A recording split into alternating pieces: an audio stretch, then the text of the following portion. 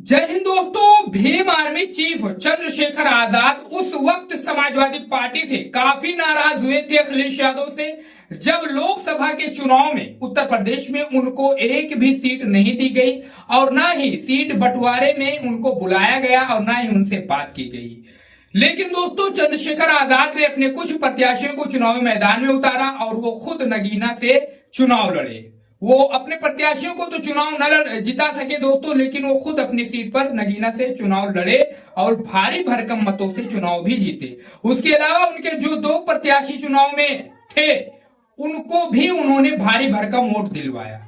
अब दोस्तों, बात करने आने वाले विधानसभा चुनाव 2027 में कि क्या वो इंडिया अलायंस के साथ में जाने वाले हैं या खुद ही वो अकेले चुनाव लड़ेंगे। बीजेपी एनडीए के साथ में तो बिल्कुल भी नहीं जाएंगे, क्योंकि आप चंद्रशेखर आजाद को बखूबी जानते और समझते हैं। हाँ, ये हो सकता है कि अखिलेश यादव से उनसे एक बार फिर से समझौता हो जाए और जिस तरीके से अखिलेश यादव ने 2022 के विधानसभा चुनाव में अपने सहयोगियों को बड़ा दिल दिखाते हुए बड़ी बड़ी सीटों पर जो है भारी भरकम सीटें दी थी। जैसे कि आरएलडी को देख लीजिए, 2.5 जिले की पार्टी कहा जाता है उत्तर प्रदेश में आरएलडी को, लेकिन अखिलेश यादव ने जब गठबंधन में थे, जयंत चौधरी आरएलडी गठबंधन में थी विधानसभा के चुनाव में 2022 में, तो 33 सीटें दी थी अखिलेश यादव ने। आरएलडी को 33 सीटें दी थी, जिसमें 7 पर वो विजयी हुई थी। दोस्तों, इसी तरीके से अगर रणनीति ठीक ठाक से दुरुस्त तरीके से बन गई, बातचीत सही दिशा में चल गई,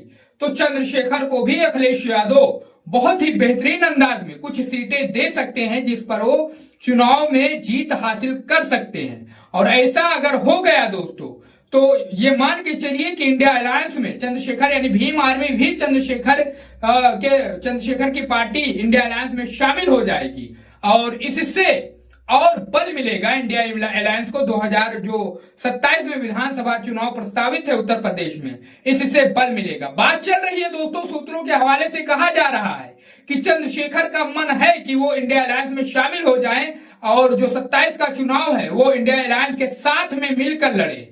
दोस्तों, ऐसा अगर होता है तो बीजेपी के लिए एक और बड़ी खतरे की घंटी चंद्रशेखर बजाने वाले, क्योंकि जब अखिलेश यादव उनको कुछ सीटें दे देंगे तो संतुष्ट हो जाएंगे और अखिलेश यादव भी उन पर प्रचार करेंगे, राहुल गांधी भी प्रचार करेंगे उन सीटों पर, चंद्रशेखर तो खुद है ही।